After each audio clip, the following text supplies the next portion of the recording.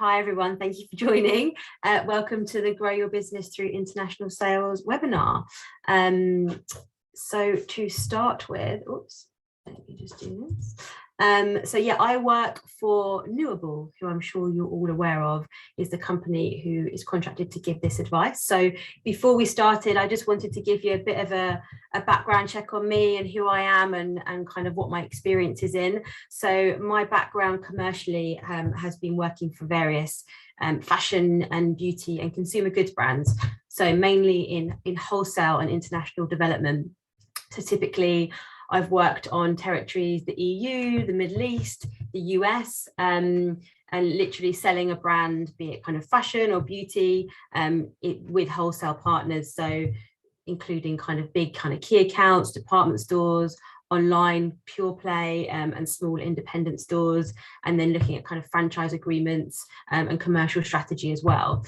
And I've worked for Knewable for the past 7 years, where I've worked on various business advice contracts, working with lots of lovely new SMEs and small businesses like yourselves, giving business advice. So it all tends to kind of center around international and commercial strategy.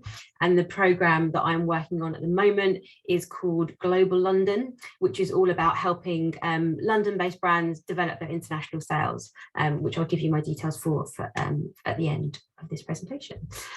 So yeah, we have the companies who you all are who registered for today's event come from cross sector. So just to kind of highlight that, I don't know how many of you are present, but really good kind of melting pot across fashion, beauty, education, food and drink, travel and cycling.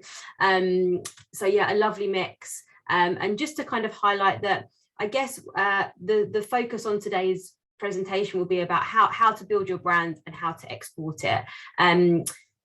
When we look at exporting, we tend to split companies across the product and the service category. So I think some of you that are present might have a service-based company. So some of what we talk about, luckily for you, won't be as relevant. So some of the kind of lovely kind of compliance and legality and product testing and insurance and stuff like that. So that might not be as relevant, but hopefully everything we're looking at in terms of kind of brand identity and really growing your sales internationally will be. And feel free to reach out to me afterwards, because the program I'm working on, Global London, benefits service driven as well as product driven companies. But obviously it's there will be some stuff where I should say you're very lucky if you don't have a product to export and it's a service, because it's a lot easier obviously exporting your service. So just to go over kind of a brief agenda, what we'll be talking through today. As Vicky said, feel free to type any questions in the chat box as we go. You can save questions up for the end or before the break. It's up to you. I'll try and keep my eye on the chat box so I can see them as we go.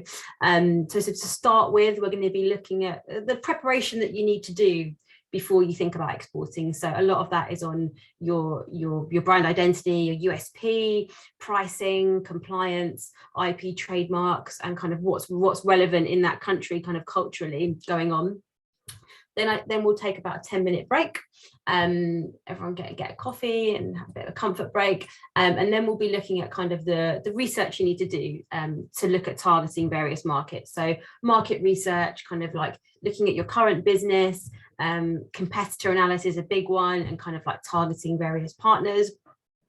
And then we'll go straight through. If anyone needs another short break, we can take one there. We'll see how everyone's doing, but hopefully go straight through to make the most of the time. And we'll look at kind of like market entry strategies. So kind of like what you want to do to kind of, now you've done all your research and all your due diligence, to get out there with the various kind of partner in the various countries. So a lot of that will be based around your wholesale strategy, because that's my background. So that's probably where you'll get a lot of value from me, but also looking at kind of a direct approach, obviously your e-commerce platform, marketplaces, that type of thing. So there's so much to look at when exporting a brand, that this is probably just some of a brief overview, snapshot, top line.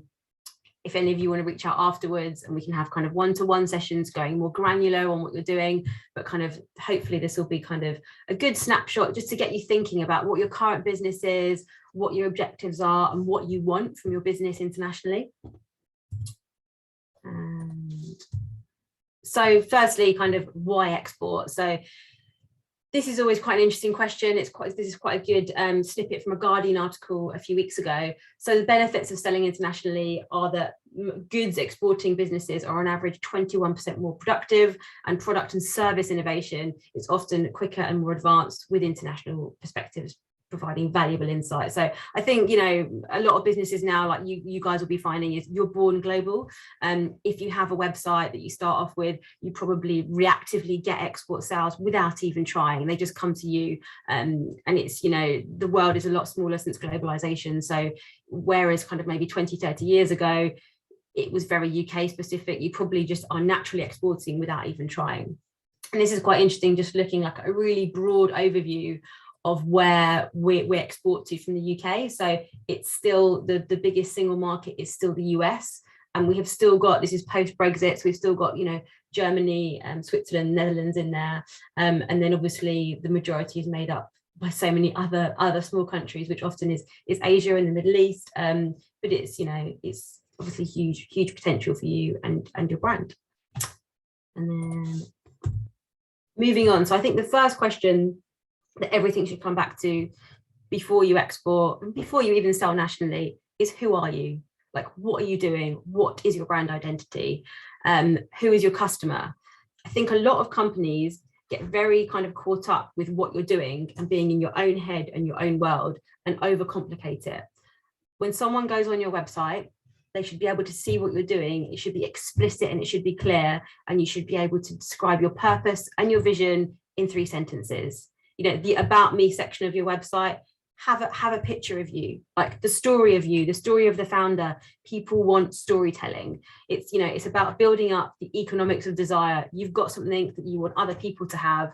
They need to know what it is. So I think this should come back to everything you do, and it's a work in progress. Like your mission statement, your brand identity, it will be constantly evolving because you'll constantly be getting new data on your sales about what works, which will affect that brand identity. But this should be key to everything, and particularly relevant when you're exporting and looking at new markets, because it needs to be even clearer when you're kind of looking at, you know, language and time barriers. You want it to be clear. There's so many websites you look at, or, you know, shops, social media, and people can't really tell what you're doing, and you think you can. So do that piece of work where, you know, even market research with a group of 10 friends, or seed it out to your Instagram followers to see if they get what you're doing and what it is you're selling.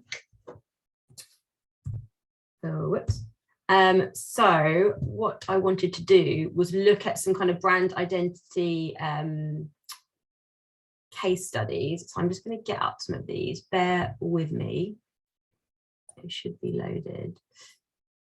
So this is the first one, which I think is quite interesting. So Aesop is a beauty brand which got sold last week to L'Oreal for, I think, £2 billion. So it's not small. So it's interesting to see, I think, revert back to kind of like our story pages on brand websites, on transactional websites. So here we've got Aesop at the top. They offer skin, hair and body formulations. So boom, you see it. You see pictures of the products. You know instantly. Most people will be lost then and they won't scroll down. But if you do scroll down, what are you getting? You're getting the history of the brand, where they were established, they're Australian, what they're doing. You can click further, you can discover more. It's the storytelling. The imagery they're using is, you know, it's of their stores. It's you're getting the tone of it with the colors, with the font, with the background. Everything is purposeful to tell the story of their design, their aesthetic. You know, it's easy to read. A sincere interest in intelligent and sustainable design extends to every aspect of Aesop's workings. So you go through, this is a long one though, and this is a lot of it is personal taste and kind of industry specific, and the nature of someone who's maybe into kind of a beauty or home brand, you know, wants to know the technical stuff of each product so they can kind of learn more. So you don't have to have it by any way as big as this. I just thought it was an interesting one to look at, given the recent sale and how big they are. And then we've got some beauty brands joining us. So that's the first one. The next one I thought that was interesting to look at is this. So Desmond and Dempsey are a really good success story of a new British brand that do pajamas. And they say it here, they do fancy pajamas. They call, you know, if you see here, I think you can read, it's their story of how they met, a couple, you know, a picture of them, it personalizes it. I think, to be honest, it could be, if we're being critical, maybe people might get a bit lost. Maybe it could be a bit long, but it's a lovely way they have at the bottom of like signing off, and they're really proud of fancy pajamas for unfancy things. Like it's easy. You go on, you see what they do. It's at home, it's homeware, it's pajamas, it's there. I think this is really key for a lot of brands that are launching something new. Not all of you, but people, a lot of the time when we're, you know, entrepreneurs who are launching a brand, you're creative and you don't want to put your face to it because it's a bit embarrassing, it's a bit cringy, which I totally get. But people want to know the story of who has it, of who's owned it, who started it. So where you can, you know, use this as your portal, just make it really clear. It's all storytelling, and it's all about creating a brand that people believe in. You know, this is why heritage brands have such trust among consumers, because people have known what they've been doing for years, and this is what you want to build up, this story. So this is quite an interesting one. The next one we have is Alighieri. So Alighieri are, again, a really good British success story of a jewelry brand. So they are based on the name Alighieri is taken from Dante Alighieri, the poet, and it links back to him and kind of these stories of kind of modern heirlooms. So you click on our story and it's who's launched it. Rosh Mahatani founded Alighieri to guide her through a dark time. Each fragmented talisman is inspired by Dante Alighieri's own story of being lost in a dark wood. These modern heirlooms celebrate the beauty of human imperfection and vulnerability. And then you have this really evocative image. You know, this is brand building. You can't even see any jewelry yet. Maybe like very small on her wrist there, but it's, you know, it's in the desert. It's very arty. It's building a picture, isn't it, for the consumer? And then as you scroll down again, similar to what the other brands have done with Aesop, it's the history, kind of, you know, where Roche is from, and like kind of creating their universe. As you scroll down even further, I think this is really nice. It's got some kind of like some family, some old family photos and things like this. And then at the bottom, you've got kind of a product image. She uses very grainy kind of like film pictures for her, film photography for her product imagery. So, you know, it's about kind of getting consumers to delve into your universe and find out more. And what I would say is you really want to make sure that this is linking back to your socials. So your Instagram, your Facebook, your TikTok, your Pinterest, your LinkedIn, whatever you're using, make sure there's synergy between here and there. So it's the same world, because it's so visible. People will just log on and be able to see it. And then next we have Beavertown, so the brewery. So this is great. This is, you know, this is different. This is alcohol, beer, consumer goods, and you go on and it's what's their brand DNA, you know, it's the illustrations they use and the color and the kind of the personality you get when you click on about. You have the guys in the brewery there, you know, about us, out of this world beer, drank on earth. Like it's really clear what they're doing, and it's how they're building the brand DNA, the font and everything. This all links back to their packaging, you know, it's their world. Like you feel like you're in a can of their beer when you read this. Like it works really well. And it's conversational, you know, they're asking questions at the end.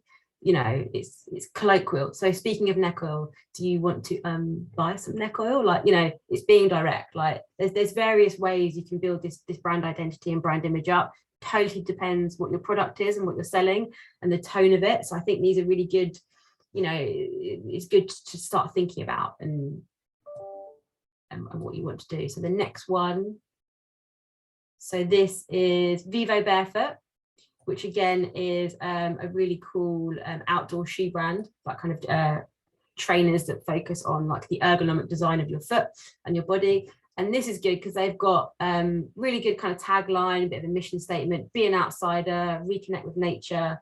And then they have video, which we'll watch. It's not enough to fight for the land. It's even more important to enjoy it. While you can. While it's still here. So get out there and mess around with your friends. Ramble out yonder and explore the forest. Climb the mountains, back the peaks, run the rivers. Breathe deep of that yet sweet and lucid air. Sit quietly for a while and contemplate the precious stillness. A lovely, mysterious and awesome space. Enjoy yourselves. Keep your brain in your head and your head firmly attached to the body. The body active and alive. And I promise you this much. I promise you this one sweet victory over our enemies. Over those desk-bound men and women with their hearts in a safe deposit box. And their eyes hypnotized by desk computers. I promise you this. You will outlive the bastards.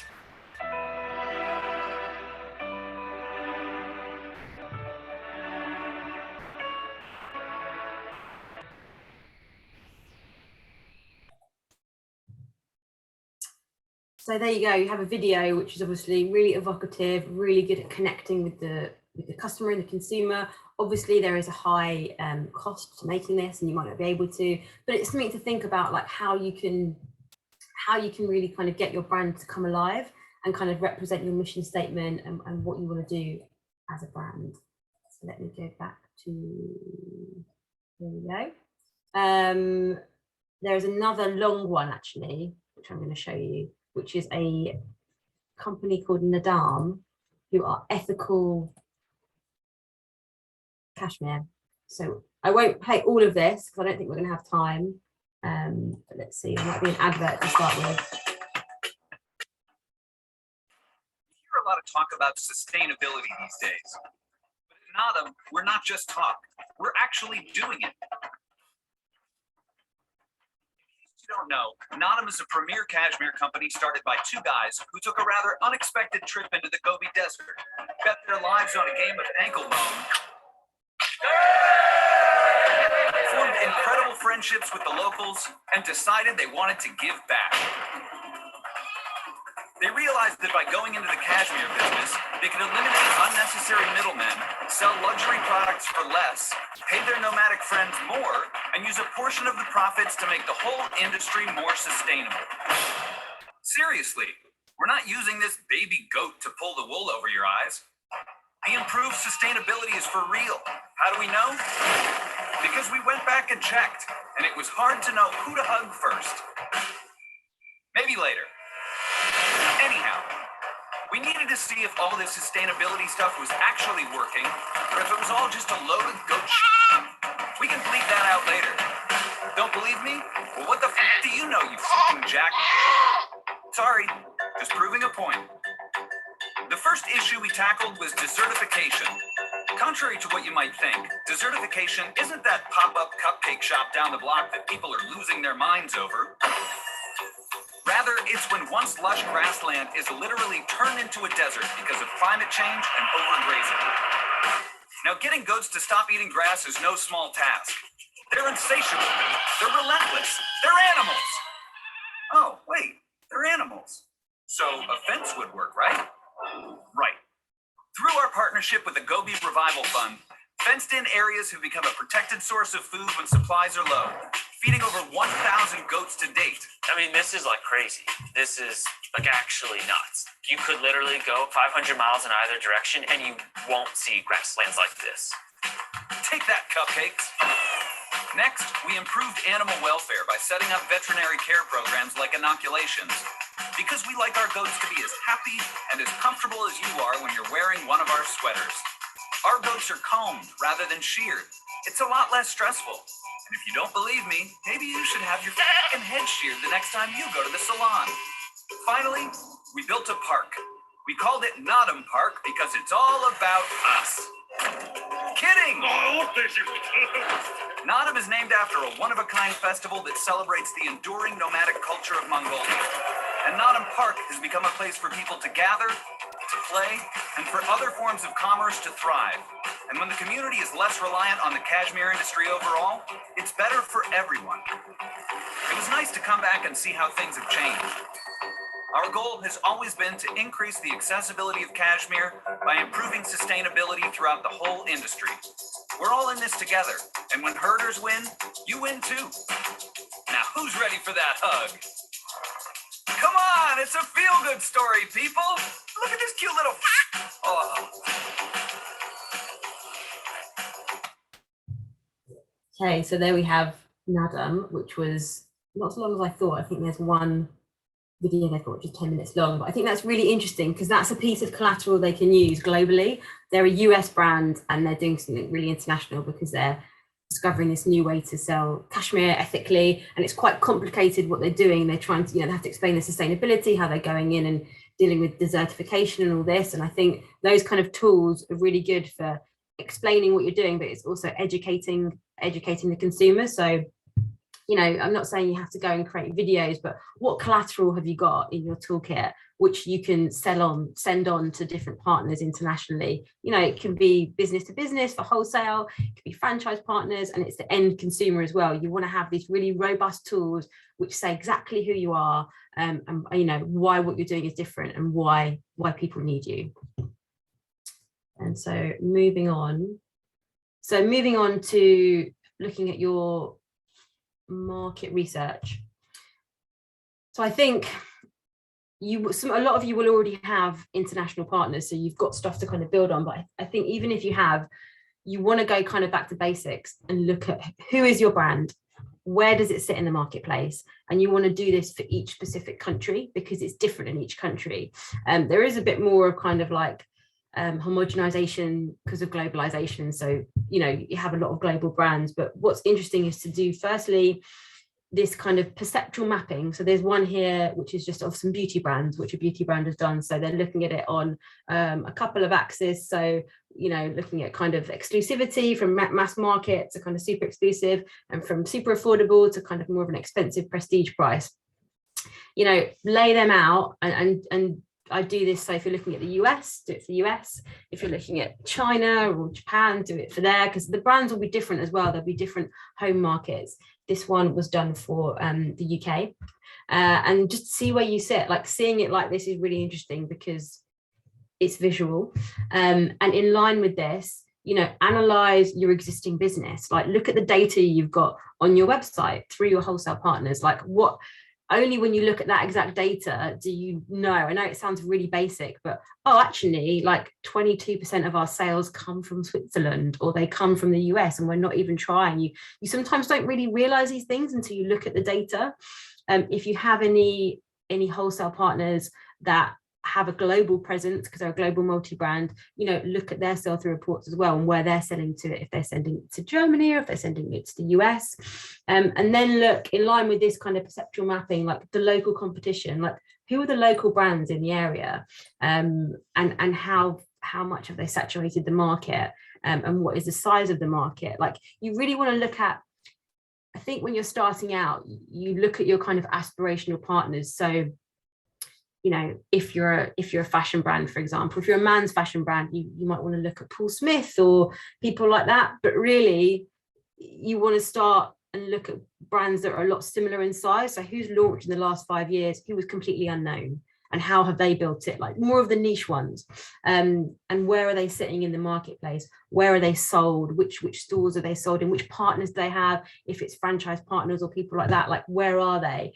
But really find those exact competitors you've got across pricing and kind of profile, and looking at your the consumer demographics and what their preferences are for each market. Like, look at a neighborhood model. Like, think about it on how you would, like, where you live. Like, I don't know, if you get someone that lives in Oxford, that's how it's good to understand the neighborhood model, because it's about locality and it changes, and it's so nuanced for kind of like different areas, on the small scale, to understand that. And then next up, so this is what's quite a big piece of work to do, but will serve you very well as you look to kind of launch in new markets, is really going granular on your kind of competitor analysis, and looking at kind of exactly what your competitors do, on a kind of product level, on the different services they're offering, who they're targeting. So for this, I would do this for each market. So this one is for the US. So again, for argument's sake, if you're a beauty brand, get kind of 4 or 5 competitors. What is their price point? Who is their target audience? What's their market share? For America, you could do it kind of West Coast, East Coast. You could split it because it's such a vast market. What's their marketing strategy? Is it all Instagram ads? Is it because they're cheapest on Amazon? Is it TV? Some people still do kind of print marketing, which can work well. And how many products do they have? You can go even more granular on this, and you can look at on a product level, like, what's their bestseller. If if it was a beauty brand, what's their best selling face cream, what's their best-selling cleanser, and look at it so you can compare it back to you. What you'll find is it's different for each market. So if you're looking at Germany or France or wherever, like it's, you know, it's all taste, isn't it? And it's all about what works for each market. So this will give you a really good indication. And you might find that who you think is your competitor in one market is not at all. And it will help you further down the line when you're looking at your pricing for these markets as well. So this is a really big piece of work to do. Like, you know, if you have interns or if you have other staff members, it's about kind of compiling data so you can get them to do it. You can even put pictures in of each of the products, and you can add to it as you go. And you need to stay constantly up to date. So, you know, be in the market, like whether that's you've got a product where you can go into the shops and you can have a look at your competitors, or if you're selling a service, you know, what's going on in your industry, like who are they, what are they presenting to kind of these international partners that you need to be aware of, just to see what's the current trends. I've just put a link here because we'll share these slides afterwards to a really interesting article which is on Shopify about kind of competitive analysis, and looking at it on a granular level and stuff like that. So this should always be part of your commercial strategy, really thinking about the competitive marketplace and how you fit into it, and how your competitors are changing, and how you're being agile as well. You know, you want to know, you want to have like kind of encyclopedic knowledge on your 5 competitors and what their products are and how well they sell for each market, because you can find all this out. Like it's really explicit when you look and you see, you know, because it's all on the internet, like where they're selling and their product ranges. So just kind of do your due diligence. And then coming on from that, we will start to look at kind of pricing. And pricing, what's most interesting to look at for a brand that potentially wants to wholesale is if you have the margin for wholesale. Obviously not all of you will wholesale, some of you might just want to do a direct to consumer business, but I think a lot now we're seeing, because digital marketing is getting more and more expensive, it does serve you well if you can have some kind of capacity, even if it's just key partnerships with wholesale. So this is a bit of a kind of generic equation to look at, which can change kind of varying on industry. It can be higher, it can be lower, but realistically, if you want to be able to wholesale your product, whatever it is you're selling or your service, you want to look at what it costs you. Double that times 2 is the wholesale price that you're selling on to the wholesaler, and then they would be timesing what they bought it for by 2.5 to get the RRP. So this equation here, where you look at £10 cost, would be for you as the brand, you'd sell it on to the wholesaler at £20, and then the wholesaler and you would retail this for £50. So what's really important to note is, because everything is so visible now, your RRPs, you want to be in line with any partners that you're selling to. So you want to check firstly that you've got this architecture in there to be able to. You might not, and that will be fine, because you might be going on a different model where you want to just work with marketplaces and drop ship, and you want to work on your direct to consumer business, which is absolutely fine. But I think before you start looking internationally, just do this piece of work to check if you can, because what you might find is you get asked further down the line, you know, by a really big partner. It might be Bloomingdale's in the US, or it might be, you know, Walgreens or something, and you're like, oh, we haven't got the margin to do it, and it's almost too late, because for you to go backwards and amend your retail prices would really be damaging to your current business. So you want to do this before you expand. And just to note as well that whenever you're dealing, particularly in the EU and the UK, like providing the retail prices to third parties, to wholesalers, it is recommended only, so you can't enforce it. There's laws around price setting and stuff like that, but usually everyone plays game. You know, if you as the brand are retailing at one price and the wholesaler does as well, obviously you get markdowns in the sales, but people usually kind of play by those rules. If you've got this equation set up so, you know, it's commercially viable for everyone, and everyone's making their markup that they want to. And then that as well, you need to accommodate for potential like duties and tariffs, costs you're going to have for selling to international markets, and shipping costs as well, which we will come on to. So then we're looking at kind of setting your international prices. So you will have to do this no matter what, if you're kind of wholesaling or not. If you've got a product or a service, everyone has to look at kind of what you'll be in those markets. the first piece of work to do, again, this is more relevant for product-based businesses, is look at so every product in the world has what's called a harmonization or a commodity code, which is a code which defines how much tariff or kind of duty you'll pay internationally. If you go on this website here, this is a really helpful government website where you can look up your trade tariff. You need to know what the item is, which sounds silly, to be able to look up the code. So the reason there's like this crazy image of Batman is, so when we started exporting goods kind of like 50 years ago, there wasn't as many things. There was, it was mainly kind of raw materials, so paper and gold and spices. So it's quite complicated now when you have, for example, a Batman doll and you're trying to export him. A true story. So you have a Batman doll and you have a Superman doll, and they look exactly the same, but they've got different tariff codes because Batman is an alien, which is actually true. So just the struggle you'll have at first if you haven't done this piece of work is knowing what your item is. Like, I think a mobile phone is called a personal handheld computer or something like that, but this tool will guide you, and you'll just have to look through lots of different options. And if you are luckily to exporting something really simple, that is, I don't know, just one thing, paper or a raw ingredient, is much easier. So that's what you need to do. I mean, in general, like, things, it varies, but kind of between 5 and 20% can be added on for kind of these kind of duties and tariffs.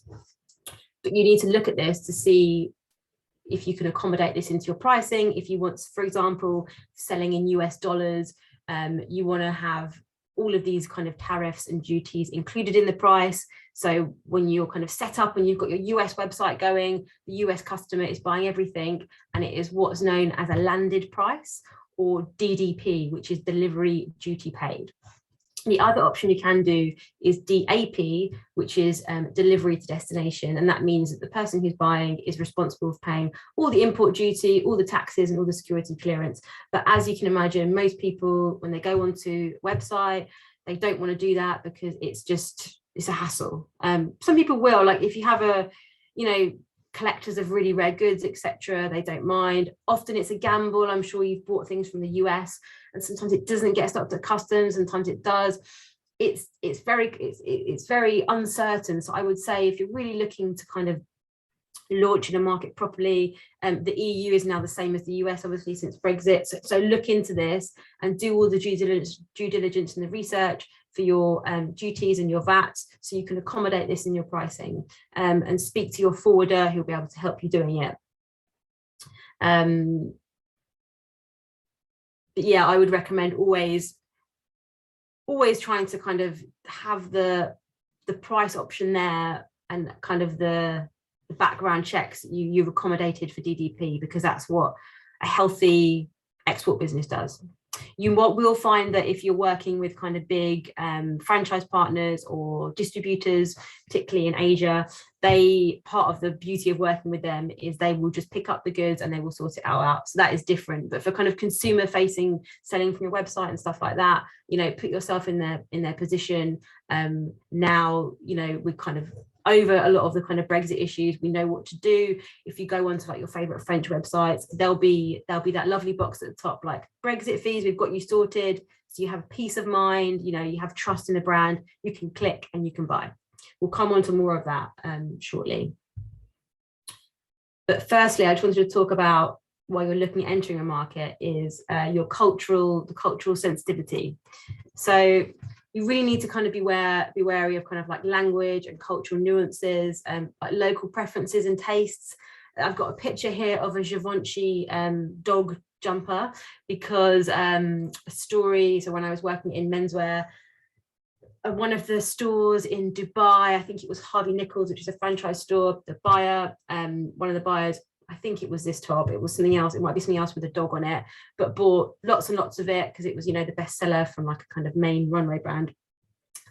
and the stock got delivered, it got on the shop floor, and there was absolute kind of devastation because it's so culturally unacceptable. It was then anyway, unacceptable to have a dog, particularly a dog with like kind of teeth out, on an item of clothing. It was just really offensive. So all the clothes got moved from the shop floor, the buyer might have got sacked, that kind of thing. So really kind of like understand your market and what you're doing and what works there, because you know some things are offensive in some countries that aren't offensive here.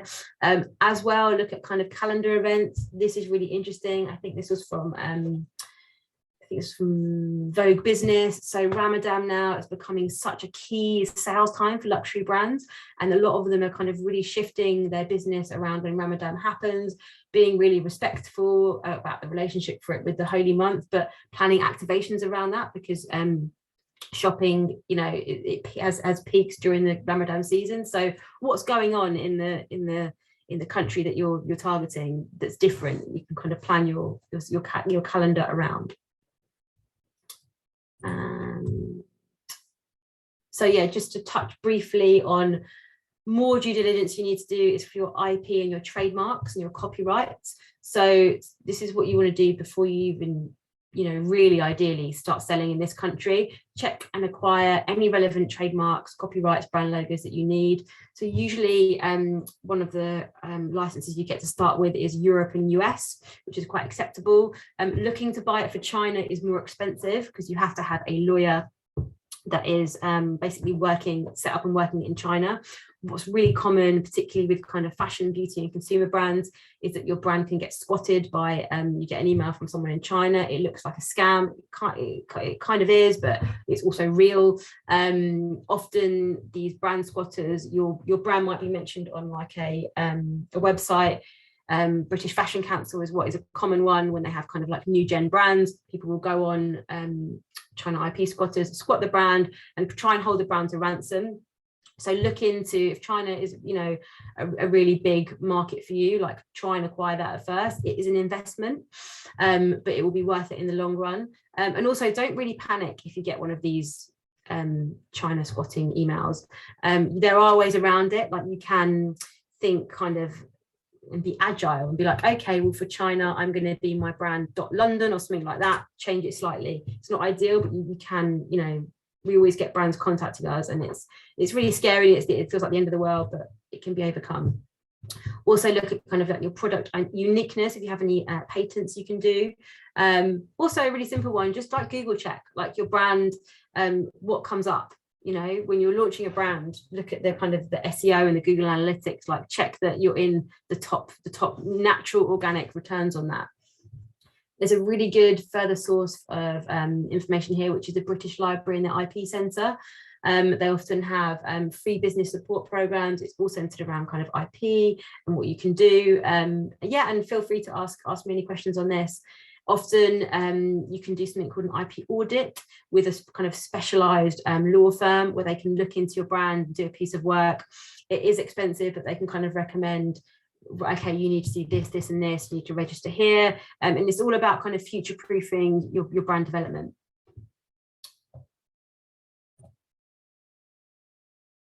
And then moving on to legal and regulatory compliance. So this is all industry specific. So if you're a beauty brand, there is a hell of a lot of stuff that you need to do for CPMP codes in the beauty world, lots of testing, health and safety. If you're food and drink, there's like market specific legislation, like FDA approval for alcohol in the US.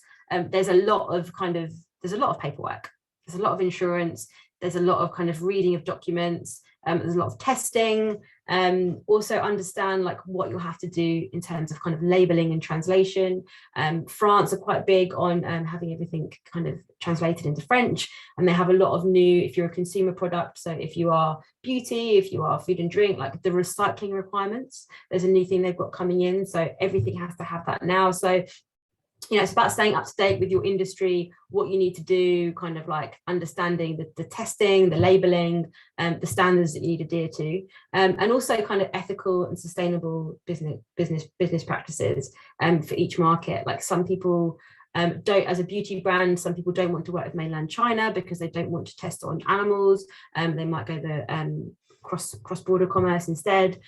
All of these things, there's so much information to digest on legal and regulatory compliance for each industry. So I would recommend checking out who your trade partner are. So your trade challenge partner or the trade association. So I put some examples up here. There are more as well. These are just the ones that I know. So for fashion and retail, UKFT are brilliant.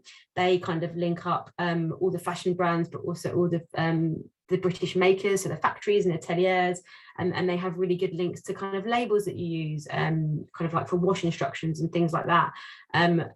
So with all these trade partners, often you have to become a member to access all their kind of workshops and kind of presentations they do, but often they will speak to you as well just for free, just get in contact. And a lot of them have really good resources on their websites, just on that kind of thing, like compliance and what you need to do. So just do your research and go to the events that they have. Like if they have networking events, get out there, meet the other brands, talk about what's going on in your industry, you know, what's changing for France, what's changing for the US, what you need to do to be up to date and compliant.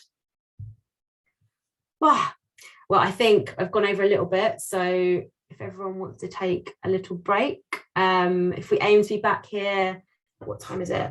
So it's 12:45, so if we aim for 12:55, if that's okay. But we will carry on, we're recording again, and move on to the next section. I'll try and go a bit quicker because it was a bit slow to start with, but yeah, feel free if anyone has any questions as we go through, like feel free to put them in the chat box or save them for the end, like whatever you use your desire is fine for me. So I wanted to go through what you would want to look at as your commercial strategy for kind of reaching new markets, which typically for a product-based business as well, some of this is relevant for a service business as well, would come under 3 strands. So your direct-to-consumer, your digital business, your wholesale partners, which could also be kind of franchise partners, joint venture partners, and then your traditional physical bricks and mortar retail, which you know, gets a bit ignored these days, but it's still really important. So we will also touch on that. So to start with on wholesale. So wholesale is basically expensive marketing. It really is. This is a really interesting kind of snippet from a Vogue business article. So 31% of luxury consumers worldwide find new brands via online multi-pack brand platforms, so the Net-a-Porters and the Matches of this world. And a further 25% do this via visits to physical destinations such as shopping malls, department stores, curated boutiques. This means that the multi-brand retail environment continues to be one of the most important ones for global consumer trends. So it's really, really valuable. So looking at kind of like fashion and retail as an example, but very indicative for most industries. Wholesale, you know, you're selling your products on to someone else, making less margin, but they are creating the marketing magic for you. Like people trust when they go to these established kind of department stores, you know, multi-brand e-commerce sites. So it is definitely a kind of key strategy. It used to be like up until about 3 years ago, I'd say, I work with a lot of brands on these business advice programs, and it used to be you'd get brands starting out and they'd be like, I'm just going to do a direct to consumer model. I'm going to funnel all my money into digital marketing. I'm going to cut out the middleman. I'm going to cut out the cost so it's cheaper for the consumer. And it can still work, and it did used to work really well. But what's happened is like SEO and digital marketing has got really expensive. So we're seeing a return to more traditional wholesale. So brands that have already launched or are launching are saying, okay, I really want a strong, robust direct to consumer model, but you know, if I wholesale a bit, I'll get a bit more money in and it's not as expensive as digital marketing, and those partners will raise the profile of my brand internationally. So we're definitely seeing a return to that kind of split commercial strategy model, and it's about looking to how you find partners and how you wholesale. So how do you wholesale? So you can go direct. So what's key is going back to the beginning of the presentation is who are you? What is your brand identity? Why would someone, be a wholesale partner or a consumer, desire your brand? And all that work you've done before, from kind of setting that brand identity, looking at who all your competitors are, should help you find who your ideal stockists are and who the relevant ones are as well. Like, you don't just want to look at, you know, pie in the sky where they have, like, you know, I don't know, the Pradas and the Gucci's of this world. Like, who's got your actual competitors and the actual kind of, like, you know, the new brands, whatever you're doing.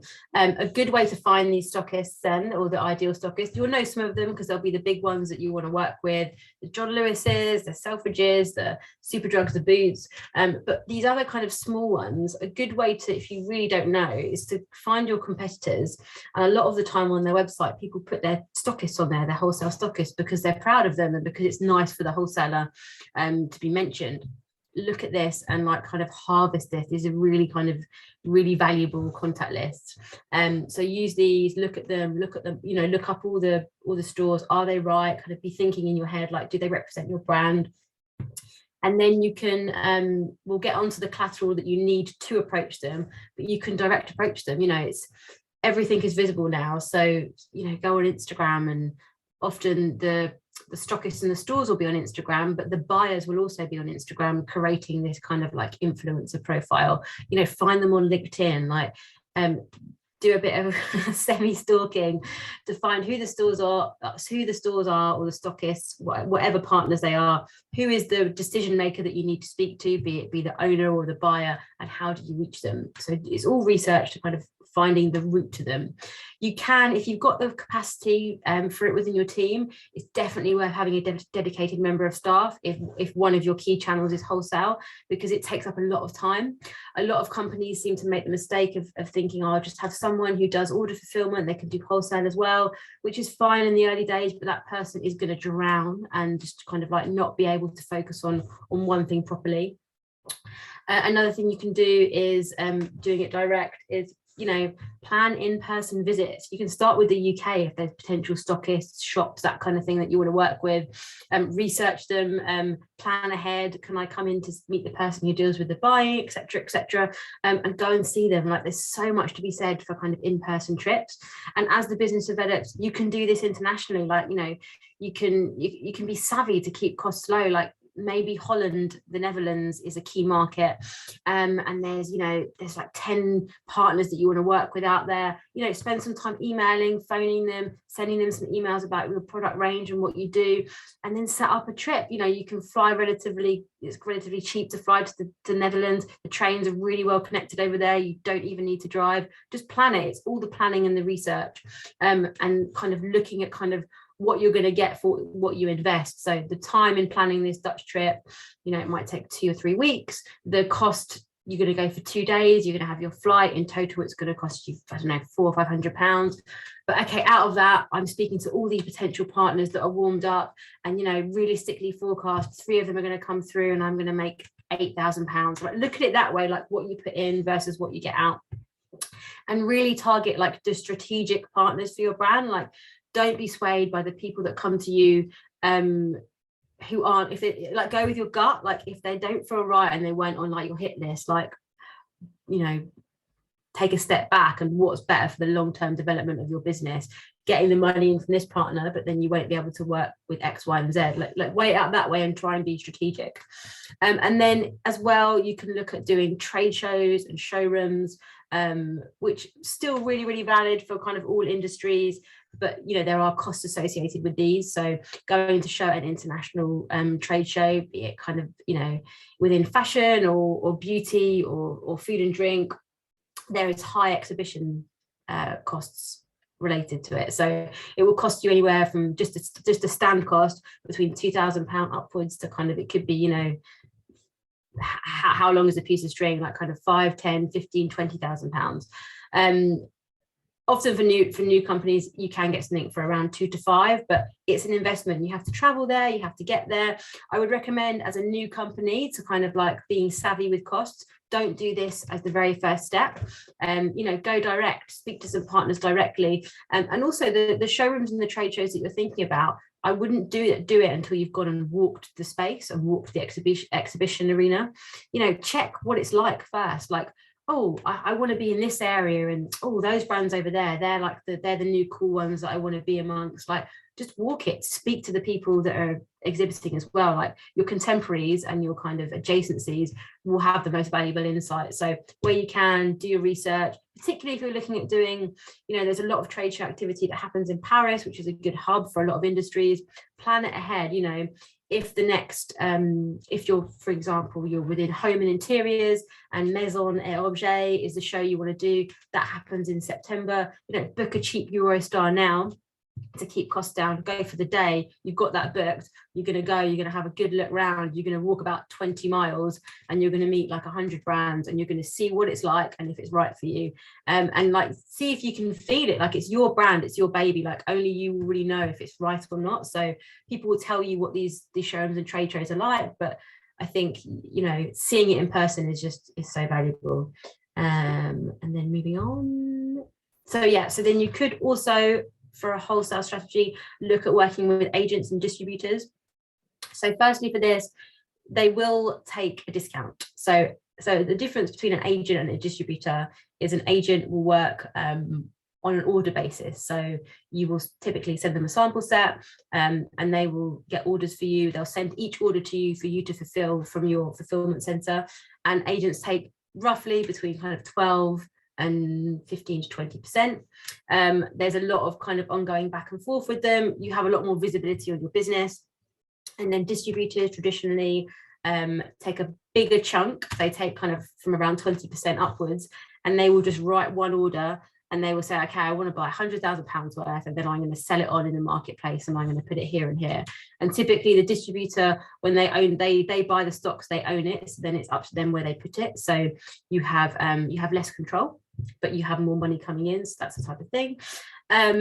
I would say with any of this, just be super cautious and careful in assessing a suitable partner, particularly for kind of, as well as non-UK partners as well. Like, everyone kind of, once you go into these agreements, sometimes it's hard to get out of them. So there's a lot of legalities around contract law. So for agents, there's a really strict EU law which really, really protects the agent. So it basically means that once you signed a contract with them and you're over kind of like the initial when they have their calling off period and it's all gone through, if you want to exit that agreement, the EU agent, and that's if they're based here or wherever they are, like, EU law is kind of dominant, you will have to pay them basically indemnity insurance, or what the sales would have been for, I think it's 12 months after you exited, as an insurance. So the agent is super protected. I've seen with numerous brands,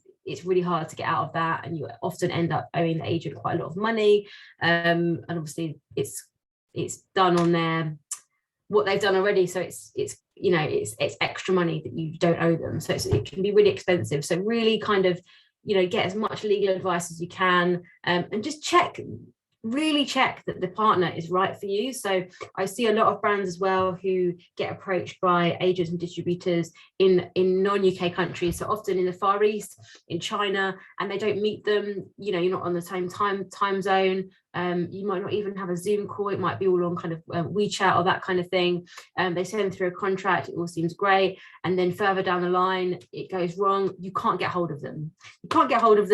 They've only paid for 50% of the goods, or they're holding stock. They owe you money, and it gets really, really messy. So to start with, like, meet them in person, these people, where you can. I think even if it seems tricky, like, you can travel now or post-pandemic, like, go and see them, go and see these distributors and these agents and their showrooms and their offices. What do they do? Find out what other companies they represent, what other types of businesses. Hopefully there'll be some that are kind of maybe local to you in the UK or the EU, and ring them, ask them, be like, hey, I'm looking at working with this person or this company. What's it like? How long have you worked with them? They're the best insights that you'll get. As you go further down and you have done your due diligence and you are working with them, you're looking at a contract, you want to look at a sales plan, what they're looking to achieve, like kind of long term, what they want from the business, and then how you stay in contact with them. So as much for distributors as agents, like, you want them, they're representing your brand for this foreign country, whatever it is. So you want them to be a brand ambassador, which is a lot harder when they're not employed and they are a third party agent or distributor. But you can grow really good relationships by having ongoing brand training, taking your collections to them or your products, regular contact, going with them to visit the kind of key partners they're selling to, that kind of thing. It's all relationships. So the relationships you have with the wholesalers or with your agents and distributors, and you will get good business if you have good relationships, you have a good way of working with them, you have a good dialogue, you're regularly speaking to them, regularly seeing them.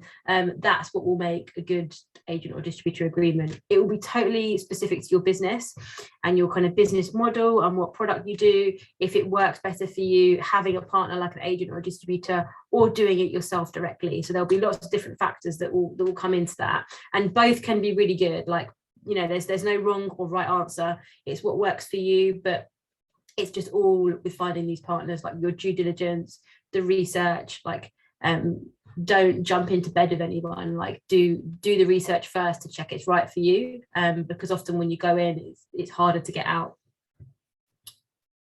And then, so moving on to something I wanted to show you for your wholesale, if you're wholesaling, what assets you'd need to reach out to buyers. So this is relevant for if you're doing it direct, or if you have an agent or a distributor as well, because if you deal with them directly, you'll send it out, or you can provide this as a toolkit to your agent or distributor. So I think this varies from industry to industry, but I think generally it's the same. Like, you want to do that initial reach out to a partner where you want to just tell them the story of what you're doing. You don't want to overcomplicate it. You don't want to send them a large catalog or a large line sheet, no attachments. This is emailing a buyer that you don't know and you don't have a relationship with. So this is why I put these kind of key facts you want to do. You want to just really tell your story super simply, like they can read it in 3 sentences. Strict back, clear messaging, and like surprise and delight them. I'm just going to show you, actually, if I just get this up here. So this is an image of a small brand called Pellegrims, and this is, if you can all see this is a mailer that they send to possible stockists, possible buyers. So this actually comes from their agent, who are called Awaken, but it's really nice what they've done. So I just wanted to show it as an example. So they've just embedded some imagery, and it's just flashing, and it's really evocative because it's a mix of product imagery. It's what this brand is. It's skincare made from waste from the wine industry. So it's got pictures of the guys in the vineyard, the founder, botanicals, close-ups with hands, and it's just kind of building a story. There's a bit of their GQ press, like it's just nice to look at. You get it immediately. And then afterwards, this is from the agent, so it's a bit longer than I think the brands should be, but it's just what the story is. Like, it's new to the agency, it's telling the history of what they're doing and what their intention is. Kind of, it's this low intervention skincare, which is from wine waste. So that has worked really well. I think that's something to think of. I think when you think of as well, this initial email you send, most new companies and new brands, they send an essay. This is who we are, this is what we're doing. If you think about more established companies, so if you think about Beavertown, if you think about Vivo Beth or Nike, when they're reaching out to new customers, they don't need to explain themselves. They don't need to validate who they are. They don't need to send this essay. It's just like, hi, this is where, a link to their website. You can literally do that. Like, just keep it really, really, really stripped back. And you want to have, there's this theory of surprise and delight, which that email does. It's, it's the moving imagery. It's like, what can I do that's just nice for someone to see on email? Because we all get so many emails, like most people don't read them. So just make it really easy.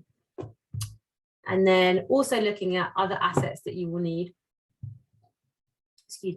is the assets for actually wholesaling is a line sheet, an order sheet, and price list, which you'll use in kind of buyer and range meetings. So I've just put here a link to a screenshot of a brand I worked on years ago called All About Brown, and it's just make it a line sheet is basically a catalog for a buyer, and make it as informative as possible. This is not the first document you're sending to kind of show the brand story and the brand identity and kind of bring the brand to life. This is when the partner or the buyer wants to order and they want to see your product range. So you literally have like what everything is made of, the color options, the kind of technical stuff, so the product codes, you know, if it's a core product or whatever, that kind of thing. So keep that really kind of core. And order sheets as well will be kind of, you can format that yourself as an Excel document, make it really easy for them, populate it with your product range, so they can just literally type in how many things they want.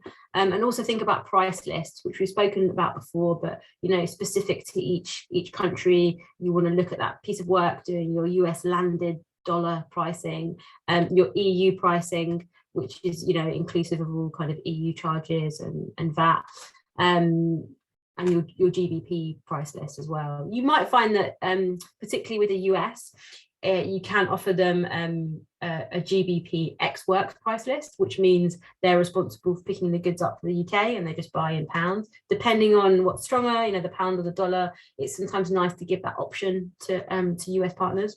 But the bigger stores will want you to land the goods and have everything kind of all the duties and tariffs paid for. And then what I wanted to talk about was, so what happens when you kind of you get into these partners that you want to work with. So a lot of the time this will be the big kind of the multi-brand partners. People think that's it, like you know, you work hard, you sell it, you get it in, done. That is actually just where the work is beginning. When you're onboarded with these big accounts, like be it e-commerce or department stores, you know, you have to work to keep, there's so many competitors and brands out there, you have to work to keep your brand top of their agenda, and for them to sell it on. You basically have to sell it for them.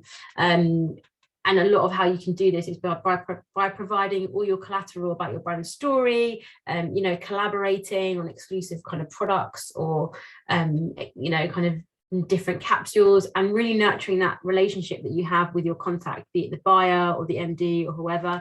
It's all built on relationships. So you really want to grow that, and you want to find as many reasons to speak to them throughout the year as possible. But there has to be a reason for it. So, you know, new things that you've got going on, you might have some kind of press events, telling them your news and your updates, obviously the new products and new seasons and new collections you have to sell them. You want them to be into the brand, and you want them to kind of you know, want to live and breathe it as well. So this is a picture of a brand that I've worked with called Story MFG, who are a couple, that's their little baby, and they make clothing, and a lot of it is made from natural dye. They only started about, I think, 7 or 8 years ago, and they've done really well. And I actually want to show you a really nice video. So they got onto Mr. Porter, and let me just find it. And Mr. Porter, we won't watch all of this because we're not going to have time, because this is the 7-minute one. But Mr. Porter, so they make everything in India in these really amazing kind of local dye houses. And by forming this relationship with the buyers and telling the story, Mr. Porter was so into it, they were like, okay, we want to take over our marketing team. We want to make a short film about what we're doing over there, because it's so unique and it's so special. So let's watch this, a bit of this.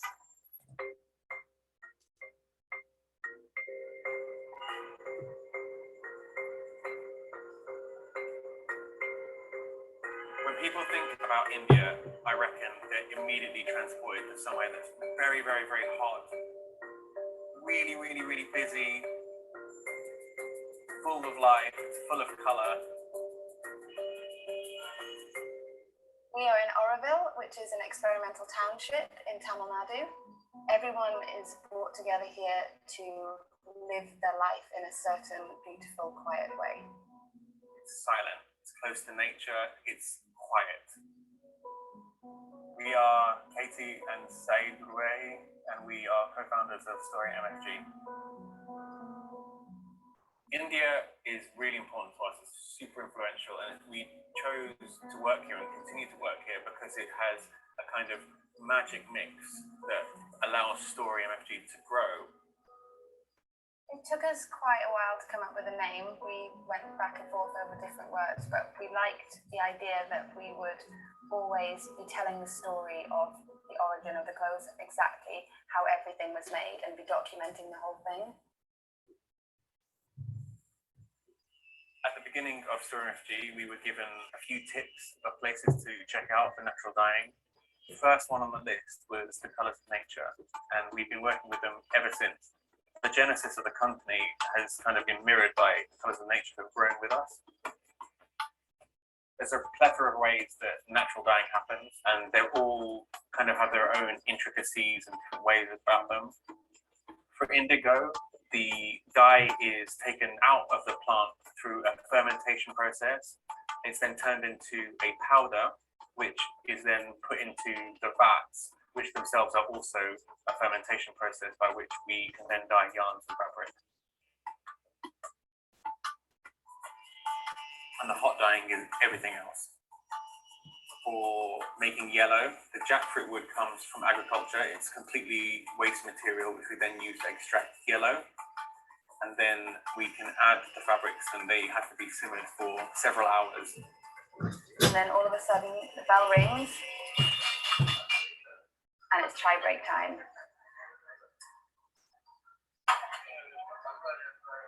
Everyone just stops.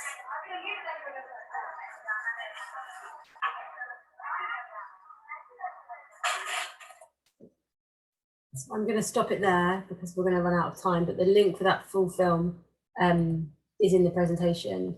And yeah, watch it if you can. It's so lovely that Mr. Porter did that, and it just shows the power on storytelling their story and getting it across, and getting the buyers, you know, really believing in what they're doing, and selling the USP of it. So that's kind of the thing you want to replicate for whatever your industry is and whatever your brand is, and finding these partners who can kind of get behind your vision and market it for you and kind of create collateral like this.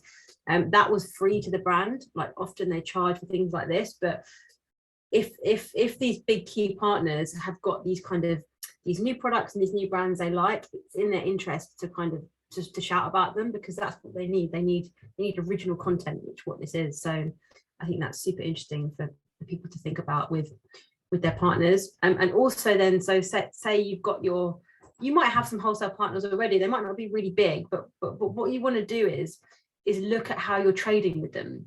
You know, it's very important to look at your sell-through analysis. So here I've just got an example of a Mr. Porter sell-through for a small menswear brand. You know, they're really good, these big online partners, because they give you this data, which is super valuable. But the smaller stores will have them too. Like, even if it's someone, you know, you kind of nurture that relationship with someone that works in the shop, and on a Monday when they're doing their own trade reports, you know, you catch up, you're like, oh, how was the weekend? How was last week? And they can tell you, oh, you know, we sold 10 pieces last week. Oh, this part isn't with this particular style isn't really working, and that's where you have to really work with them on a granular level and look at what's working and what's not working, and is there any swaps you can do. So if you're holding stock and they're not selling one particular product, swap it out, put something else in, that kind of thing. Like, you need to constantly support and nurture it for it to work. The same with looking at kind of marketing activations you can do with them. This could be, you could work with a department store and it's their 150th birthday coming up, and they've got all this special marketing going on and people are doing special products around it. You can kind of contribute there, and then you're going to get a bit of press. And also go in, like, whoever you work with that's a third partner, go in and do staff training. You know, this is why it's good to have that person who specifically focuses on wholesale, if that is a focus for your brand. Go in, staff training, set little incentives. You know, if someone sells X amount in a month, they can have this for free, that kind of thing. Like, it's all building up your universe and your world, and getting all these other people that are part of it to kind of know about it and be into it and kind of sell it for you. And then what I wanted to touch on as well was kind of financing and support resources. So yeah, look into kind of any kind of government grants and support schemes that are relevant for your business. There is a lot going on with Innovate UK. If you have a super innovative brand that's kind of creating a new product or service, you can look into their funding competitions.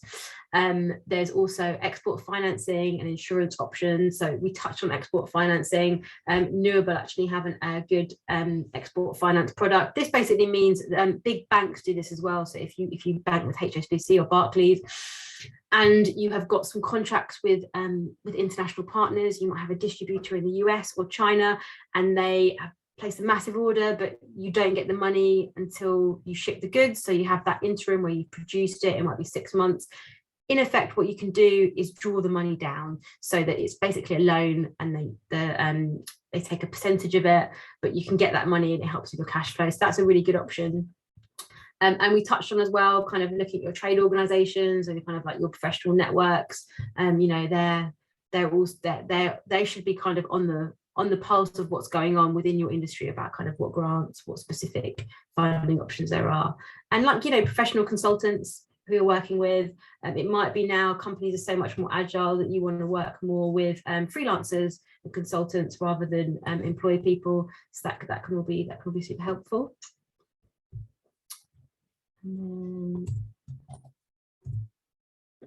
So yeah, just kind of touching on then kind of like recapping. So your wholesale strategy for new markets. So you want to look at your current business, who you're working with, what the split is per country, then review those brand assets and that market research that you need to reach out to new partners, then identify those potential partners, and like we touched on, kind of like looking at kind of competitor lists and things like that, and then begin the outreach. And then it's all about nurturing that kind of buyer relationship, which is ongoing. And you'll find that, you know, people that work for companies, they leave. There's a really fast turnover within most buying industries. So there's a positive to that, because the buyers will go on to work in other similar buying roles and you'd already know them. And there's also the negative, because you kind of have to start again, but you'll kind of get into a rhythm, you know, finding those regular things to talk to buyers about and keeping that kind of dialogue going. And then I just wanted to touch briefly on kind of the e-commerce focus for new markets, what you want to be aware of. So yeah, your SEO, what you're spending on for digital marketing. Again, looking like from kind of the beginning on ground zero, like if you're just launching a brand now, like looking at kind of cultural similarities, what will you come up in Google for that market? And then, you know, really having that kind of targeted approach for your digital marketing, kind of like using, you know, all the social marketing about on a granular level, like knowing who the brand is, so knowing who your customer is and who you want to approach and where you want to put that digital marketing money. The more specific you can be, the better.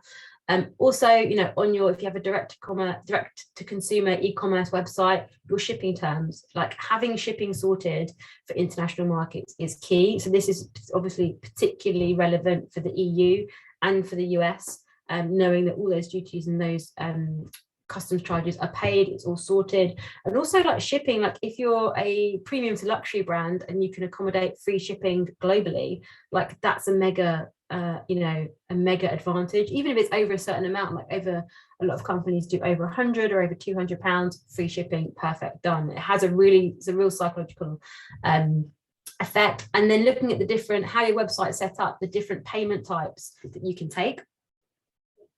So international payment types, make sure you can take PayPal, all the various kind of like the different payment terms they have in China and the US. Like do a piece of work and an audit to make sure that you are open to all markets. And then I wanted to touch on briefly some cross-border solutions. So this would be working with some kind of third-party company who plug into your back end. So Globally is a good example. They plug into the back end of your website and they kind of calculate all your commodity and harmonization codes, and it then spews it out for the customer on your checkout page where they add to basket, and there, you know, there's no duties. The duties and the tariffs are already paid, already accommodated for. So it's kind of a clear service for the customer buying. So they don't get stung with extra charges, basically extra duties and tariffs. So they're really good. Shopify also do their own version of this. There's some good stats there where you can see on various kind of markets on how much up they are for kind of different international markets. But yeah, this is something just to bear in mind. These kind of companies, it might be as you get bigger. I know Globally you have to have, I think it's around £100,000 of non-UK sales for them to consider working with you, and they all work on a commission basis. So I think they take around 6 to 8% of the final basket fee, but then you don't have to pay for kind of currency conversion and kind of payment charges. It's just good to know it exists, because it's good for getting all the back end stuff sorted for shipping and duties. But you don't have to do it to start with. And then this is just an example. So this is a company who they might use Globally, or they might do it themselves or use a different company, but Cézanne, a French brand, and they've done it really well. So here I've added something to my basket, and you can see there, this is what you want the customer to see. There, the shirt is £95, and that's all I'm paying is £95. They've included that in the taxes, so I know that I'm not going to get stung with EU charges, and I can see really clearly, oh, it's free shipping for £200, so I'll probably get suckered in and go and spend another £105 to get the free shipping offer. But that's what you want it to be for that end consumer. You just want it to be really clear. They know what they're paying. They know they're not going to get stung with any other charges. And then I wanted to move on briefly to look at kind of bricks and mortar retail and a good case study in that. So Bolivar Brown is a British men's swimwear brand that launched, I think, about 12 or 13 years ago. And they have got a really interesting split to their business because it was launched as a direct-to-consumer website. They have a really strong wholesale business, and now they were sold to Chanel, I think 3 or 4 years ago. So Chanel acquired them, and they have got a real focus on their own bricks and mortar retail stores. So there's over 30 mono-brand stores worldwide, all split around kind of hot summer locations because it's a swimwear brand. So really big focus kind of in Miami and in North America, in Mexico, in the Middle East, in the south of France, in Australia. So it's very kind of specific, and they have a really good brand identity in the stores and how they look. And it's really key for them growing their brand identity and kind of selling this brand DNA of, like, you know, luxury summer. It's one to note that there's a huge investment obviously in kind of retail development with the shop fits obviously and actually having a shop, but I thought it was a good one to look at. So yeah, you can give as a good example here of some of their stores. So it changes obviously whatever store you're in. I believe the one on the left is Miami and the one on the right might have been the Canary Wharf one. So completely different locations, different stores completely, but they're within the brand universe. So really interesting to see how they are using bricks and mortar retail as well as wholesale and e-commerce to really drive the business. That's what they've done to scale up after their investment. I think before they were bought by Chanel, they already had about 10 stores, so it's already been kind of a big pillar, and it's about that mix for them, that kind of mix of e-commerce, wholesale, and bricks and mortar retail. I wanted to show you actually quite an interesting video with the founder, just briefly, just for a minute, because I think it's quite interesting. He, you know, is an entrepreneur like you guys, set up a brand, and he's talking about what success is to him, which I think is key to think about, not just for international success, but for your brand identity. It's been a strange year for everyone. I think on a personal level, it's been good. You know, it actually takes a few months to sort of really do some sort of planning and thinking, and it makes you reevaluate what you do, how you do it. I think there are levels of success. You're successful if you define what you believe success is. So my definition of success, you know, it was never a private jet, a boat, all those sort of things. My definition of success was actually I want to be able to go to Cornwall, be in the sea. I want to be able to do things that I enjoy. I did not want to be traveling around the world the whole time. Once you've got that in your mind, every decision you make, you can think, am I getting one step closer to that? If I hadn't defined that success as I wanted, I might still be carrying on. I might not need to carry on because I've reached the point where I've actually got what I wanted out of this particular project.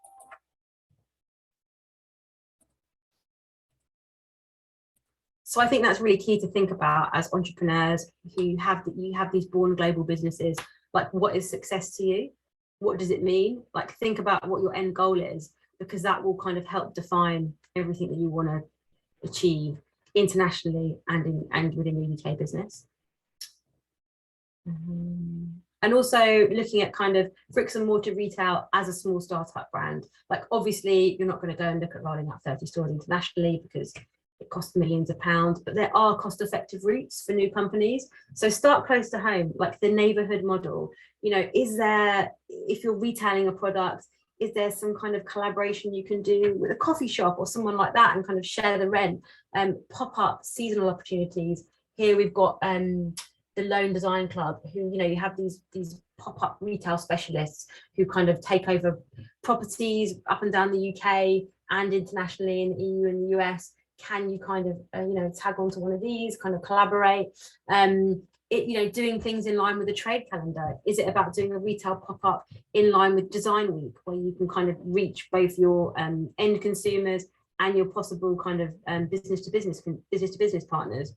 They're all, I think retail is like a really good marketing activation that you can look at, something really focused, try and be as cost effective as possible, and then sharing that content across all your models. It's all marketing, and it's all content there for you to kind of share to build that brand identity. But there's definitely some savvy things you can do. A lot of it is really expensive, like having a long-term lease and a long-term shop. Be very careful on what you commit to. But I think if you have a product that you're retailing, definitely kind of consider it and explore it and see what your options are and see what you long-term you would like to do for your brand.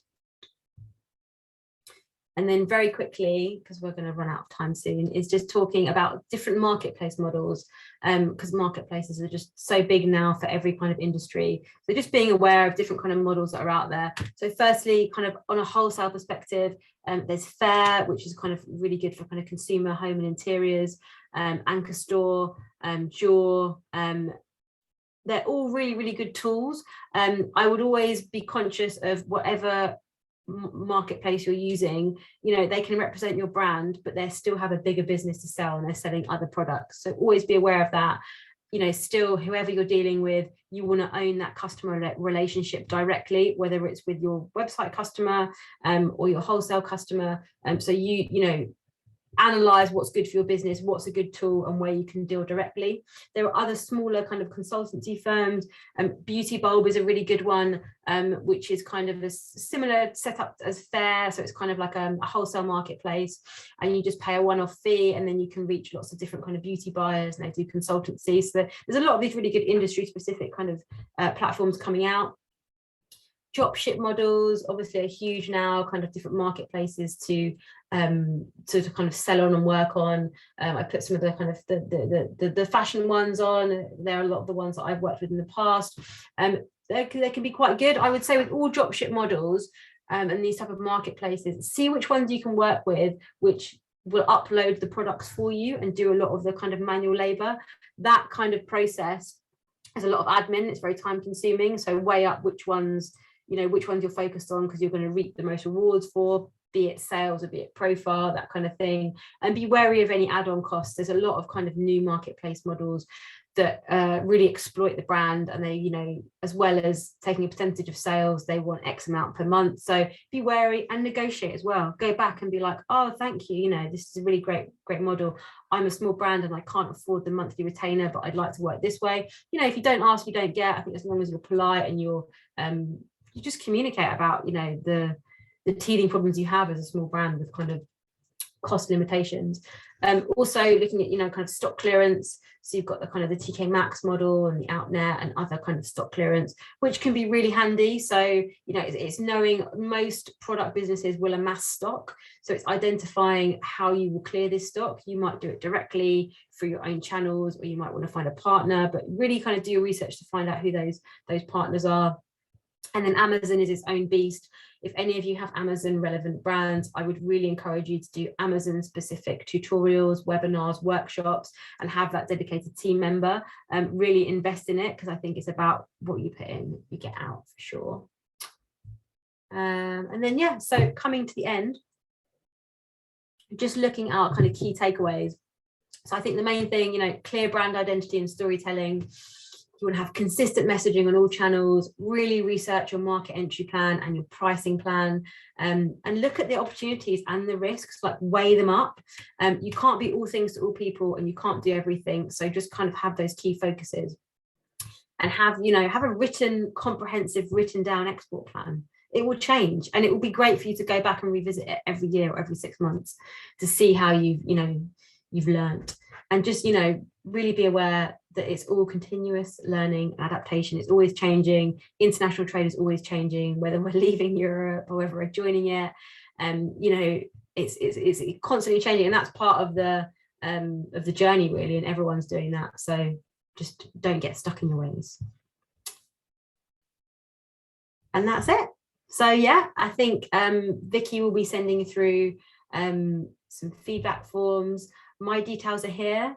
So as I said, I work on this program called Global London, which will probably be relevant for most of your businesses. So feel free to reach out to me and we can have a call about how you could work with us and we could help you with your international development. But yeah, if anyone has got any questions now, I'm happy to take them.